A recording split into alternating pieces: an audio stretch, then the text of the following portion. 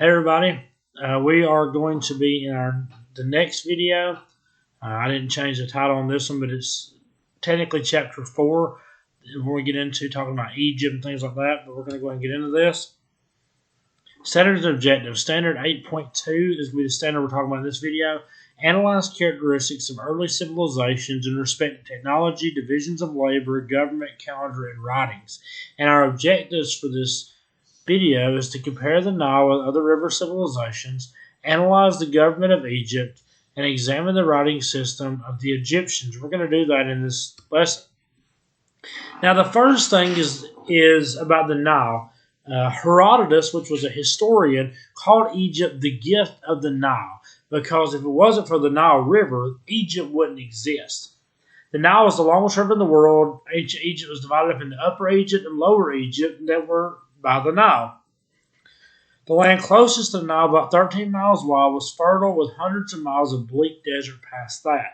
So it really was a gift to have Egypt spring up out of this desert wasteland, basically. There's nothing around besides the area right next to the Nile. Now, what's important when you look at these river civilizations, whether it be the area of India from the Indus River Valley region or the Tigris and the Euphrates with Mesopotamia, whatever it is, these places get their life from these rivers. These rivers is what gives these civilizations their ability to have life. And you see here, there's just kind of a map, and my video is covering up some of this, but you see where the White Nile and the Blue Nile connect. That forms up right there at Khartoum, I guess I pronounce it, and kind of flows on up, and that forms the Nile. And you see here is a picture of the Nile the way it looks today. Now, the Nile would flood and this is why it's important for all these river valley regions. Most of Egypt is a desert since it hardly ever rains, but rainfall far to the south of Egypt and the highlands of East Africa would cause the Nile to flood.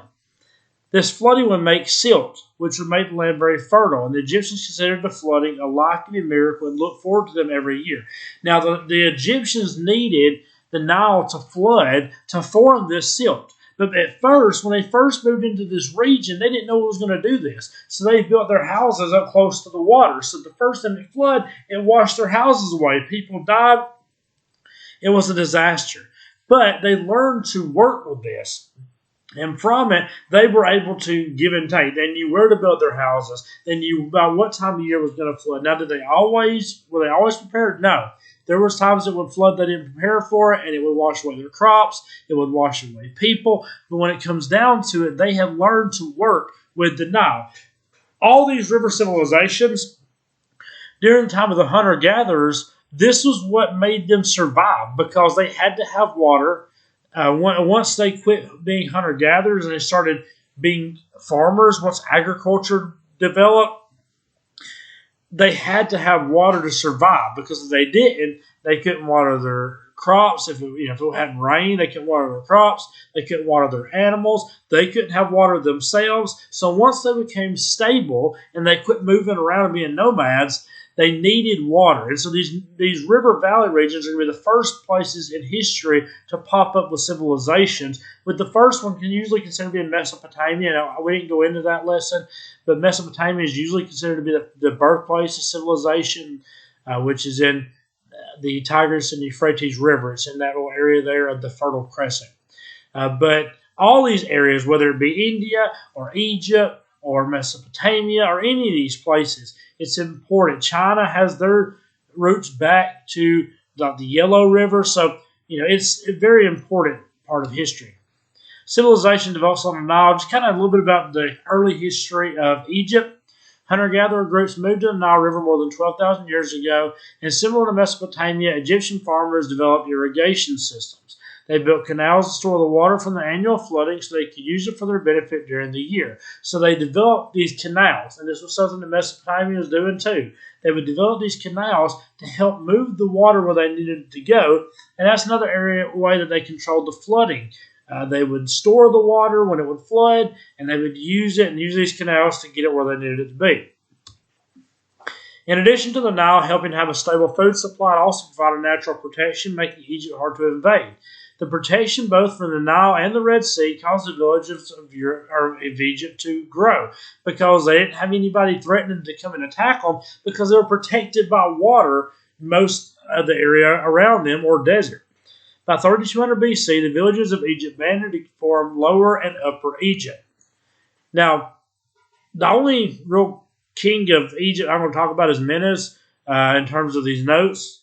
He was the king of Upper Egypt, and he was the king that wanted to unify Upper and Lower Egypt. Now, he did this the way that everybody used to do it. He invaded, he took over Lower Egypt, where he unified the two and married the princess of Lower Egypt. If you wanted to unify, you would marry somebody from the lower half or from the other half, and that would automatically give you control over that area as well. He wore both the red and white crown and were going to make it a double crown because they had a red crown and a white crown that the kings of the Upper and the Lower Egypt would wear. He unified these, making a red and white crown, making it a double crown. Now, the title Pharaoh is used by the rulers of Egypt. It's technically used of the rulers of Egypt.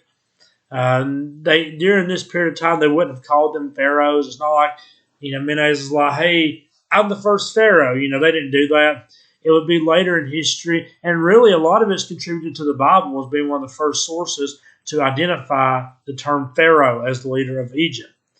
A dynasty is a series of rulers from the same family. And that's what the pharaohs were. They were a dynasty. Their kid would take over after them, and their grandkid, and so on and so forth until they were overthrown. Menes created a new capital, later to be named Memphis. So, and before we kind of get into all this, just a little bit about the history of the Egyptian pharaohs. After this, you're going to see there's a number of different dynasties that takes over. One of the greatest pharaohs is Khufu, who develops the Great Pyramids of Giza. He is contributed with a number of the things that we remember about Egypt today. Another notable pharaoh is the only female pharaoh, which is Queen Hatshepsut. She was the only female pharaoh that existed in antiquity. You also have Akhenaten, which is a really interesting pharaoh because he brought monotheism to Egypt, where it was always they were always polytheistic. He brought monotheism there, which means the worship of one God, and so that really changed things because when you look at they got sun god Ra, and they got all these different gods that they worship in Egypt. It's a big deal to get rid of them and have one God that you worship. It only lasted through Akhenaten, and whenever he died, it ended there. It went back to polytheistic because that was kind of what they did. Also, King Tutankhamun, or King Tut, is the most well-known pharaoh of Egypt, even though he really didn't do much. He died as a young child, and the only thing we really remember him for is that his tomb was the one that was found that was basically undisturbed. Grave robbers over the last few thousand years had robbed the other pharaohs' tombs. His was the only one that wasn't robbed. So when it was found intact. And so we could look at that and know a lot more about the Egyptian people based on his tomb. So that's just a little bit about the Egyptian pharaohs. There's a lot of them. It's very interesting. You got Ramses and different people, but I'm just going to stick to that for tonight. Emphasis on the afterlife. Afterlife is life after death. This is what they believe. Their belief system in the afterlife stems from the idea of the ka, or a person's life force. It's what we would call like a spirit. To fulfill the ka's needs, they would have to fill their tombs with objects for the afterlife, so that when they went to the afterlife, they would have these things with them. And that's where the role of the pyramids come in. The pyramids are built as temple tombs that was dedicated to the pharaohs. Later, pyramids would also be created for some nobles and some rich people, but it was mostly the pharaohs that would have different shafts and tunnels that would be inside the pyramid. Some would be used to trick grave robbers. Some would store the riches. The main one would store their body. Later on, they would develop the Valley of the Kings, which would be where they bury their kings later on. That would kind of be in the middle and the New Kingdom. The Old Kingdom was more of the pyramid building, but it did contribute on later on as well. Egyptian writing. Hieroglyphics is the Egyptian religious writing system. Now, hieroglyph is mostly for the religious writing in the Egyptians. That's why you see a lot of religious symbolism in the writing, of gods and different, supernatural looking creatures and things, because it was the religious writing system. A lot of the stuff was wrote on papyrus, which is a long-lasting paper-like material made from reeds. They would take the reeds, they would dry them out, they would lay them and kind of weave them together and form a form of paper that was very long-lasting. And we still have things today that were written on papyrus that were from thousands of years ago. It lasts a lot longer than our modern paper does. Hieroglyphics can be written either vertically or horizontally, so it can have been up and down or left and right. And the Rosetta Stone is a stone slab inscribed with hieroglyphics. Historians and archaeologists knew about the hieroglyphics for centuries, but it was until 1799 when the French gave historians a lucky discovery. They found the Rosetta Stone, which the French under Napoleon had found. It was written in hieroglyphic, Demotic, and the Greek, which made it capable of being interpreted. So, if it wasn't for the Greek, then they couldn't interpret it. And so that was kind of the idea here, is that